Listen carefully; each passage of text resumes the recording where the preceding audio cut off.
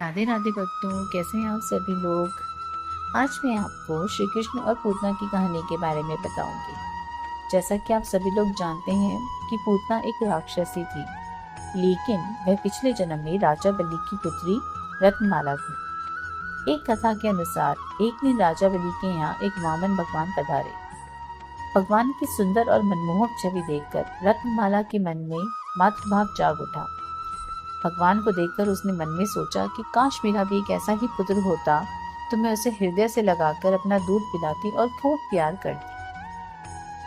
भगवान ने उसके इस भाव को जान लिया और तथास्तु कह दिया।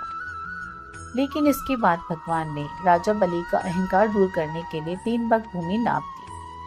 राजा समझ गए और अपनी गलती का उन्हें एहसास हो गया। राजा ने वामन देव से क्षमा मांगी। रत्नमाला इस घटनाक्रम को दूर से ही देख रही थी। उसे प्रतीत हुआ कि उसके पिता का घोर अपमान हुआ है। इससे वह बहुत क्रोधित हो गई और उसने मन ही मन भगवान को बुरा कहना शुरू कर दिया। उसने सोचा कि अगर ऐसा मेरा पुत्र होता तो मैं इसे विष दे दूं। भगवान ने उसके मन के इस भाव को भी तथास्तु कह दिया। अगले जन्म में पूतना एक राक्षसी बनी। वह कंस की विश्वसनीय दासी थी। कंस ने उसे श्री कृष्ण का वध करने का आदेश दिया।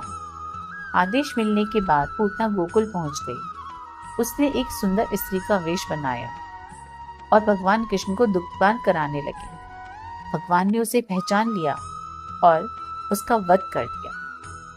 इस प्रकार से भगवान के हाथों पूतना का वध हुआ और जन्म मरण के बंधन से वह मुक्त हो गई।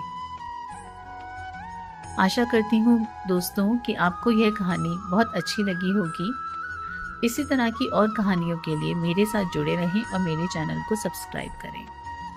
राधे राधे भक्तों।